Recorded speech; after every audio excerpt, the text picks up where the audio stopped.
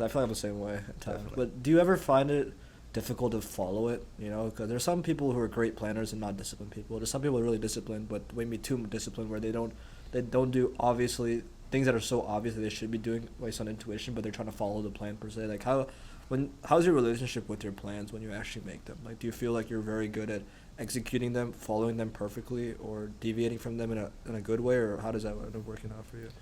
Yeah, I mean, yeah, honestly, when you make a plan, I feel like it's almost better to make it more, to make the plan harder for yourself than you would think you could actually do, because then you usually fall short on your plan. That's what I find, for myself at least. And so In terms of the goals or being able to keep up with it? just like the rate at which things are done, like, just what it ends up looking like. Like maybe in a month you realize this thing that I really thought was important back then for the plan is actually becoming a waste of time. And so you kind of have to alter that. But I mean, yeah, like humans, one of our greatest curses is like cognitive dissonance. So we believe things. What does dissonance mean? Well, cognitive dissonance is the idea that what we believe and what we do are often two separate things, and we are contradictory. And so, like, we think my life would be so good if every day I went to the gym and I ate these foods and I put in all these hours. I stopped scrolling on TikTok or whatever. Like, we think in our heads, like, that's important. It even goes to, like, morals. Like, I would be a good person if every day I woke up and did this and I donated money and I volunteered. But then in our actions, a lot of the time, we don't do that.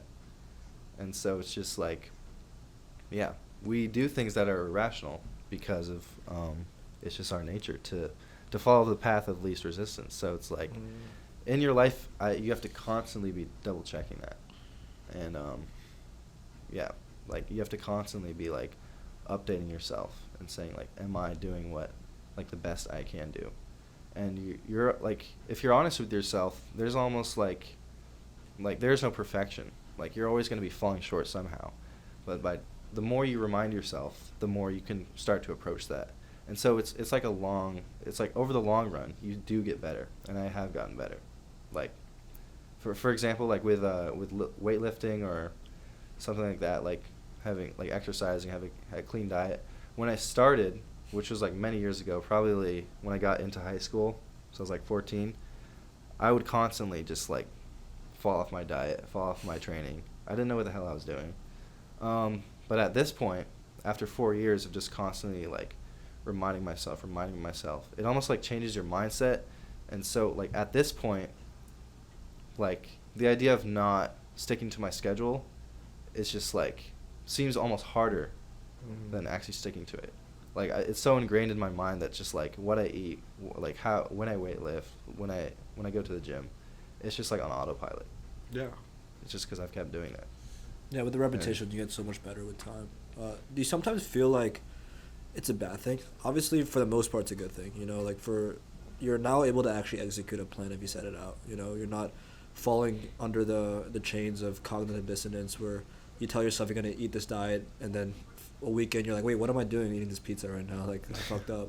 And you don't even realize you're doing it. It's almost subconscious. But now you've reached a point where it's almost so normal for you that it's not even difficult for you anymore. You can just go to the gym and eat clean and you're normalized and used to it. But do you think sometimes that can be a bad thing if you're such a slave to that routine where it prevents you from doing something that's almost like common sense because you're so scared you'll fall back in your old ways?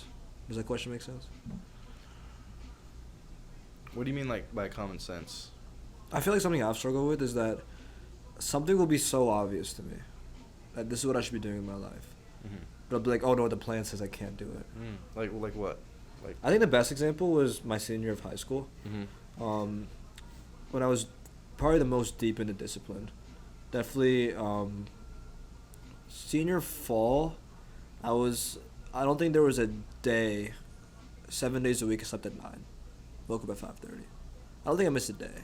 Mm-hmm. And you know, by the time winter rolled around, I was so busy because I was taking like 4 APs. I was in the middle of wrestling season. I started podcasting, so I was releasing every week without missing a week on my strict routine. And I loved the routine, and I was really happy and fulfilled at the time. And by the time the spring rolled around, I was still running the routine. You know, wrestling season's over, exams are over. I got into Michigan. You know, I've built up all this success, but something in my brain is telling me that the routine is I have to follow the plan. And I did follow it for weeks and weeks. I'm still waking up at 5:30 in the morning, and even though I'm seeing everyone out on center campus playing spike ball and like throwing frisbee around, and I'm telling myself I can't do that. But then I started to think like, wait, why? My intuition is telling me so clearly I should go and hang out with my friends, but I'm not. And then I realized that, okay, maybe my intuition is more intelligent than the logic sometimes. And that's when I leaned into that. Made a great group of friends at senior spring and had a great time hanging out with them. But I just feel like the reason I struggled so much to break out of the routine is because there is something in my brain that worries if I fall out of it, then I'll become like my old self. You know, so do you feel like you've ever struggled with that, or you find like you have a healthy way of balancing and distinguishing between what's good logic, what's good intuition, and kind of balancing, surfing on those waves? That's really interesting. I mean, that's like a lot to unpack. There's a lot of ideas there, but like, I mean, it's just starting with the idea of a routine and like what I was saying with the importance of planning. Like, that's why your routine is so important, because you will get to a point where you just need to blindly follow your routine, or else you will stop following it, and you will lose your discipline unless you just have a blind obedience to your routine. And so that's why before you start your routine, you need to like know 100% like this routine is worth it, and it's gonna have a benefit. Like, for example, like with a cutting diet or something, like you start a cutting diet because you know you're gonna look amazing, and then 2 months into it you've hit a plateau. For like a week you haven't seen any progress and you're thinking about quitting.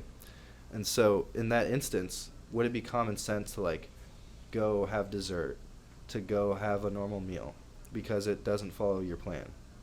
And to that I would say, if from the start what you truly wanted, that end goal of like getting a less body fat or whatever, was what you truly wanted, then that's why you stick to it. So if you don't have a good enough plan once you start, then yeah, you could find yourself into this situation where maybe it's not even worth it to continue the plan. But what I will say is that if it is what you want, and if it is the right routine, then that's what differentiates people who are just going to live a regular average life from those who will truly be like extraordinary, is that they will not give up on their routine. They will not stop. Even if it seems insane, even if it's sacrifice socially, mentally, physically, they will not stop. And that's really the only way you can differentiate yourself. Because like you look around you, like there's so many people in this world that are going to be smarter than you, that are going to be funnier than you, they're going to be taller, richer, better looking. What's the one thing you can control? And it's discipline, and it's not giving up. So like, I think the problem in your case is that you don't trust in your plan enough, or maybe you don't have the right plan. And so that's when you have to like get back to the drawing board and say, what is this year going to look like? What is the next 5 years going to look like? And the less of a vision you have, the more of a chance that you're going to fall into something that doesn't actually help you. So it's like two things. It's like having this discipline, which is very, very hard, and having the right plan.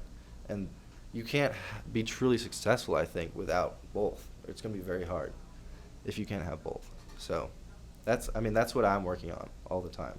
I'm constantly thinking, like, is this what I actually should be doing right now?